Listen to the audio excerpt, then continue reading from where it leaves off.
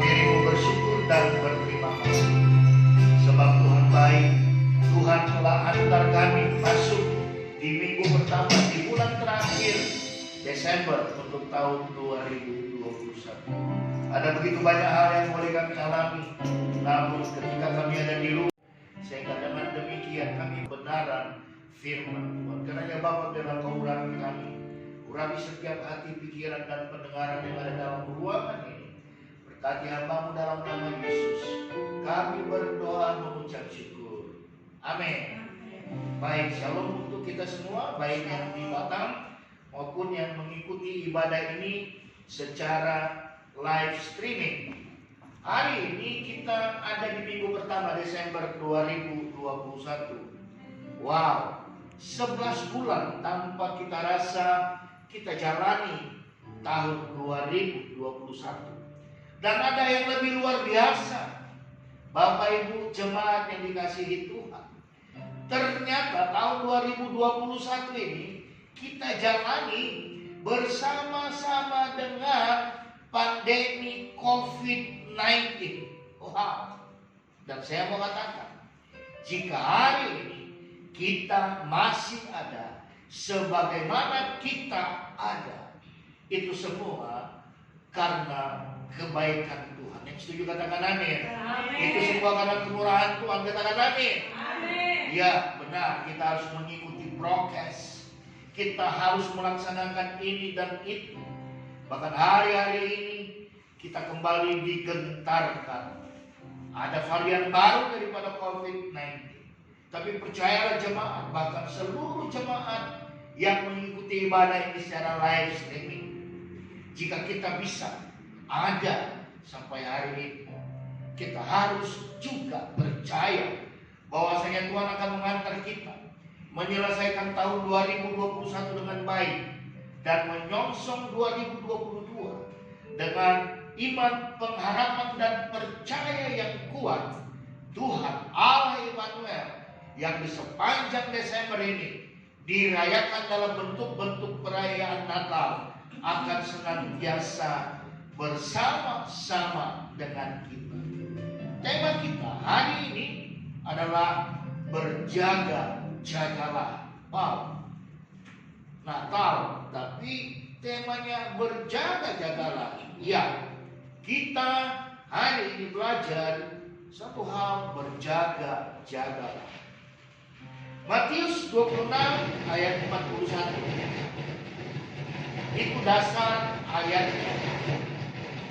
Matius 26 ayat 41. Demikian firman Tuhan, berjaga-jagalah dan berdoalah supaya kamu jangan jatuh ke dalam pencobaan. Roh memang menurut, tetapi daging lemah. Ini dia. Ketika kita ada di penghujung tahun 2021, kemudian kita sadar bahwasanya itu semua karena kebaikan dan kemurahan Tuhan. Pesan untuk kita hari ini jemaat, berjaga-jagalah. Dalam pengertian yang pertama, kita jangan pernah menganggap remeh, jangan pernah menganggap enteng situasi yang ada, keadaan yang sedang berlaku. Walaupun seperti saya katakan tadi, Allah Immanuel tetap di pihak kita. Allah Immanuel tidak pernah sekalipun meninggalkan kita. Berjaga-jagalah. Yang pertama, kita jangan pernah menganggap enteng, menganggap remeh. Jika kita bisa melihat itu dan berjaga-jaga dengan bersikap tidak menganggap remeh, tidak menganggap enteng situasi, keadaan yang ada, maka saya percaya secara khusus hidup kerohanian kita, sekali lagi secara khusus hidup kerohanian kita harusnya, tentunya setiap hari harus semakin meningkat. Itu dia. Karena di hari-hari ini, selain kita di pandemi COVID-19, kita juga ada di akhir zaman. Kedatangan Yesus kita percayai sudah semakin dekat. Memang waktunya tidak ada yang tahu. Tapi mari kita, ketika kita ada di tengah-tengah sukacita, ketika kita ada di tengah-tengah keriaan karena Natal, maka yang perlu kita ingat juga, jangan menganggap enteng, menganggap remeh situasi yang pertama. Memang hari ini kita sedang merayakan Natal, kelahiran Kristus. Tapi lebih dahsyat daripada itu, kita akan segera melihat ataupun mengalami ataupun ada di dalam kedatangan Tuhan Yesus kali yang kedua. Ketika Yesus lahir 2021 tahun yang lalu, dia lahir di kandang domba. Tapi nanti kedatangan yang kali kedua, dia datang dengan kemuliaannya. Nah, itu dasar kita harus berjaga-jaga.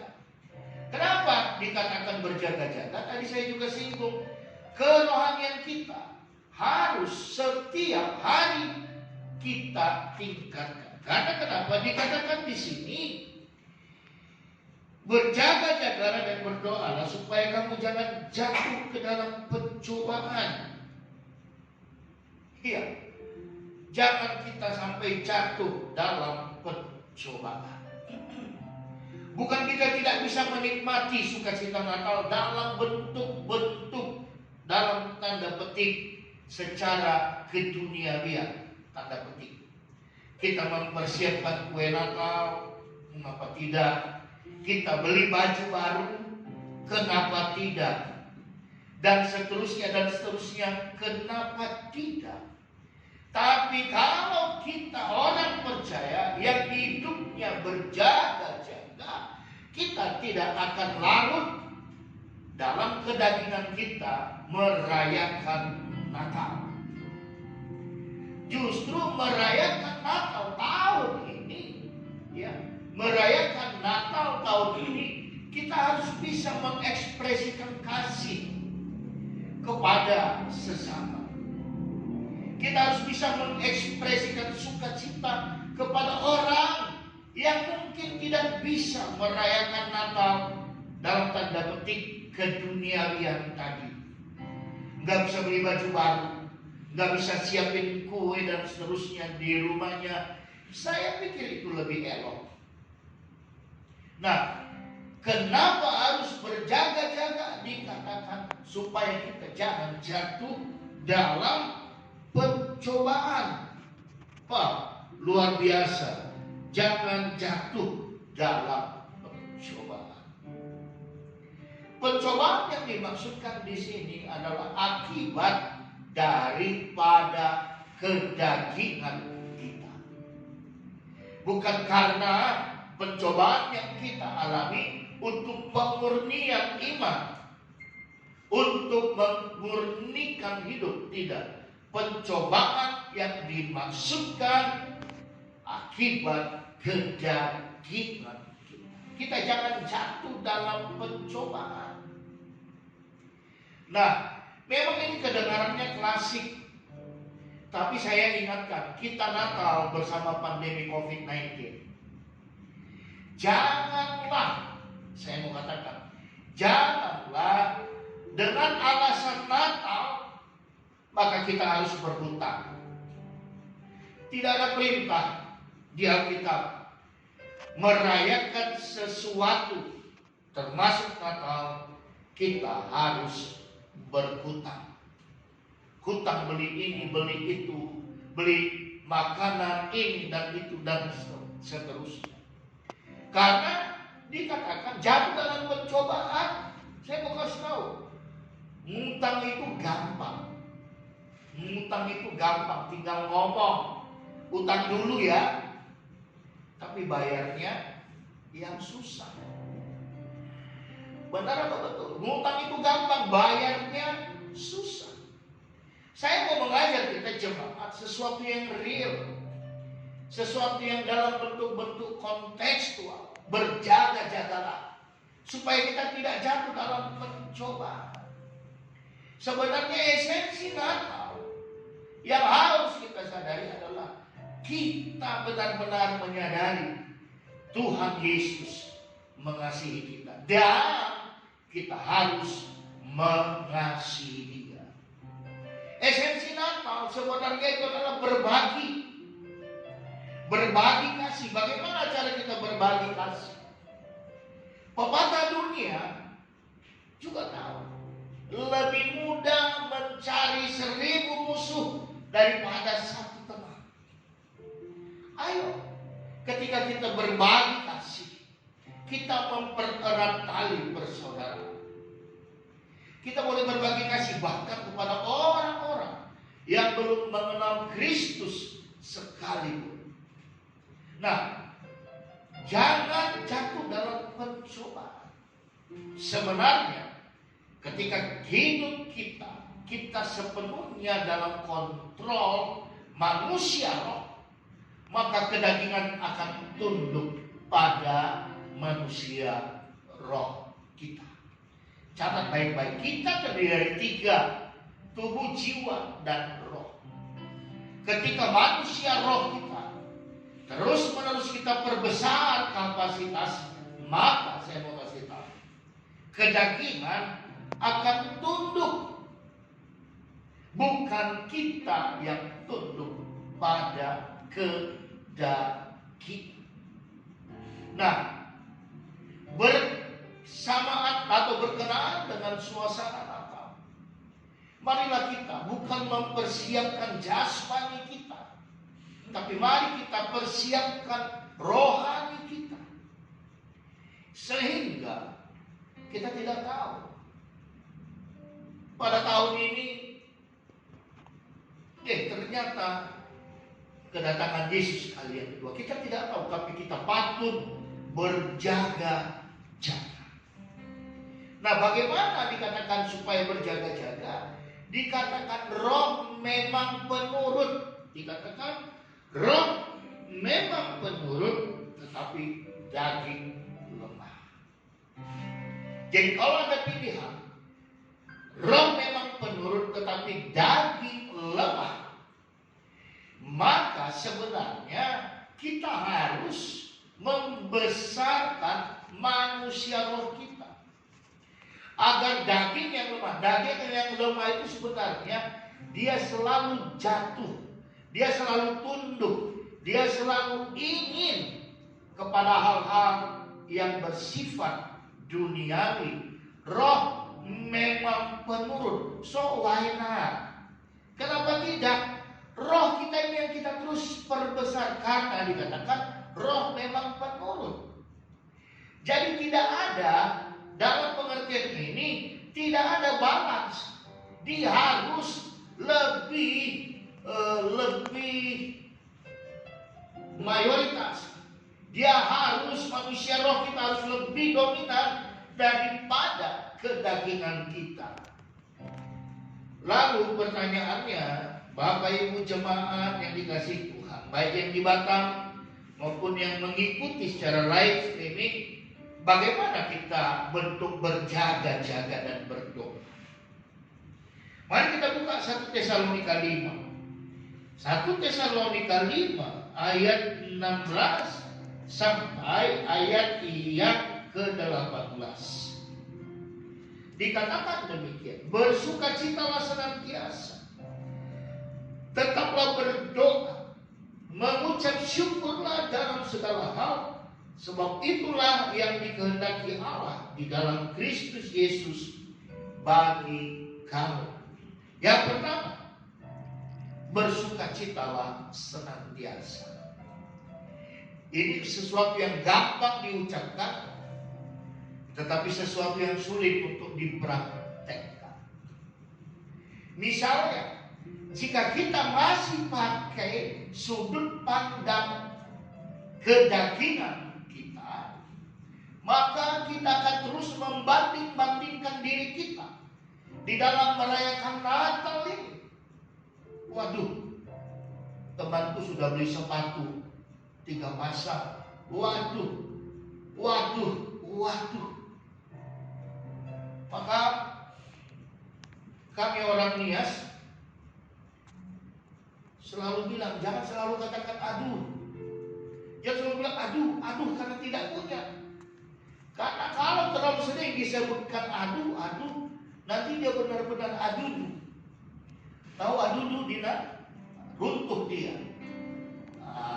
Bersukacitalah senantiasa. Sukacita kita bukan karena situasi, bukan karena keadaan, bukan karena materi yang ada dalam perayaan Natal. Tapi sukacita kita karena kita sampai hari ini dan tahun ini kita bisa kembali merayakan Natal. Saya katakan esensi Natal yang sebenarnya adalah kita harus bisa berbagi kasih. Dan dengan Natal kita bisa mempererat tali persaudaraan. Bersukacitalah senantiasa. Jadi kalaupun nanti tanggal 25 ada tamu datang ke rumah, itu kebetulan 25 Desember itu hari Sabtu. Wah, hari Sabtu. Kalau ada keluarga tetangga datang ke rumah, yang bisa dihidangkan hanya teh manis, hidangkan saja apa adanya dan tetap bersukacita. Kemudian yang kedua dikatakan, tetaplah berdoa. Kita harus tetap berdoa. Bukan untuk minta Tuhan berkati. Tuhan, biarlah nanti malam Natal, ya walaupun enggak anak babi Tuhan Yesus, ya ayam lah paling enggak bisa kami potong. Bukan itu. Tetaplah berdoa. Maksudnya hari ini dengar baik. Kita di tengah-tengah pandemi COVID-19. Mari kenapa tidak setiap topik doa kita hari ini, mulai hari ini, kita doakan kota kita. Kita doakan bangsa kita. Kita doakan kota kita, secara khusus gereja-gereja yang melaksanakan perayaan Natal. Memang kita agak sedih ketika kemudian kita mendengar pemerintah per 24 Desember sampai 2 Januari akan melakukan PPKM level 3, dalam pengertian salah satu dampaknya ibadah dilaksanakan dengan kuota jumlah jemaat 50%. Kita tidak peduli itu. Yang kita mau dalam pesan berjaga-jagalah dalam bentuk doa. Mari mulai hari ini kita doakan setiap gereja yang merayakan Natal, agar lewat perayaan Natal tidak tercipta klaster baru. Doa. Jemaat, saudara-saudari yang mengikuti ibadah ini secara live streaming, yang paling utama juga doa kita. Biarlah di kota kita, di bangsa kita, khususnya kota kita, Batam dan Singapura. Saya sebutkan Singapura karena jemaat ada di Singapura. Kita berdoa dalam perayaan Natal itu, malaikat surga yang berlaksa-laksa turun mengawal setiap kota kita, mengawal setiap gereja yang melaksanakan perayaan Natal, sehingga Natal boleh dilaksanakan dengan damai, dengan aman. Tidak ada hal-hal konyol yang terjadi, tidak ada hal-hal buruk yang terjadi, karena gereja, saya dan Bapak Ibu serta saudara-saudari semuanya sepakat berjaga-jaga dalam bentuk doa. Saya percaya setiap doa yang kita naikkan itu akan didengar Tuhan, dan Tuhan akan menjawab dengan keamanan yang terbaik. Saya berdoa biarlah Natal 2021, walaupun masih di tengah pandemi COVID-19, adalah Natal yang terbaik dari sisi keamanannya. Karena kita berjaga-jaga lewat doa yang kita panjatkan, lewat doa yang kita naikkan. Yang ketiga dikatakan, mengucap syukurlah dalam segala hal, sebab itulah yang dikehendaki Allah di dalam Kristus Yesus bagi kamu. Mengucap syukur dalam segala hal. Jemaat, sebenarnya ada satu rahasia. Ketika kita bisa mengucap syukur dalam segala hal, saya pastikan, maka Allah juga akan memperhatikan kita, mengurus kita dalam segala hal. Termasuk ketika kita merayakan Natal. Saya ingat sebuah lagu. Waktu kecil kita merindukan Natal, hadiah terindah.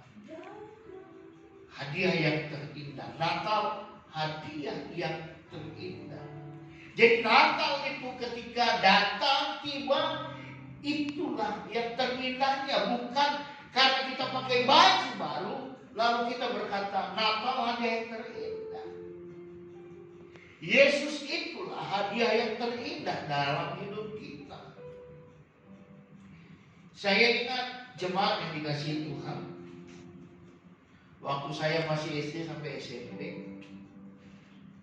hidup kami sederhana, tapi kami setiap tahun itu pulang ke kampung halaman, ke Pulau Nias. Kami pulang setiap tahun. Ya semoga Gideon gak jadi melo, ingin pulang juga dia ke Nias tahun ini. Tapi yang paling seru, setiap kami Natal dan tahun baru di kampung halaman, kami hanya merayakannya dengan makan roti kaleng. Oh, rasanya enak sekali roti kaleng. Oh, itu nanti dibagi-bagi. Satu orang dapat 2 potong, pakai teh manis. Oh, rasanya enak banget Natal dan tahun barunya. Karena kesederhanaan. Dan bukankah Tuhan Yesus juga lahir tidak hanya dalam kesederhanaan, tapi di bawah kesederhanaan. Karena dia lahir di kandang domba. Lalu kenapa kita tidak mengucap syukur? Kalaupun hari ini kita masih dalam status, suasana, situasi yang sederhana. Sekali lagi saya katakan, esensi Natal, kita harus bisa berbagi kasih. Dan kita bisa mempererat tali persaudaraan. Jemaat, bersyukurlah ketika ada orang yang datang ke rumah bukan karena dia mau cari kue Natal. No. Karena dia tahu engkau adalah saudaranya dalam Kristus. Ada amin? Jadi kalau ada tamu datang, kita jangan mengeluh. Kita bersyukur untuk puji Tuhan. Ada yang datang ke rumahku. Walaupun tadi apa yang saya katakan cuma teh manis yang bisa kita hidangkan. Tapi itulah esensi Natal. Mempererat tali persaudaraan. Dan kita mau berbagi kasih. Istri saya dulu beberapa waktu yang lalu, mereka sibuk mencari panti-panti asuhan yang membutuhkan. Bukan panti-panti asuhan mapan, karena panti asuhan mapan juga ada. Untuk apa? Untuk berbagi kasih. Itu dia esensi Natal, kita bisa berbagi kasih. Nah jemaat yang dikasihi Tuhan, khususnya engkau yang ada di Singapura, jika engkau benar-benar mau berbagi kasih kepada keluargamu, orang tuamu, suamimu, anakmu, why not? Ekspresikan itu. Ekspresikan itu. Tuhan Yesus berkata, lebih baik melayani daripada dilayani. Tuhan Yesus. Tuhan Yesus mengajar kita. Nah, kembali kepada tema kita berjaga-jagalah. Mari kita tetap bersukacita. Kita tetap berdoa dan kita tetap mengucap syukur. Jangan pernah banding-bandingkan hidupmu dengan yang lain. Tapi pandanglah ke bawah. Ke bawah. Kepada orang-orang yang lebih tidak baik keadaannya daripada. Dan biarlah lewat Natal tahun 2021 kita membuktikan pada dunia adalah benar Tuhan Yesus yang kita sembah, Allah Immanuel. Dia adalah Tuhan. Dia adalah pemegang kendali kehidupan. Karena itu terbukti kita masih ada sampai saat ini. Tuhan Yesus memberkati kita semua. Dan kita akan masuk di dalam perjamuan kudus yang terakhir untuk tahun 2021.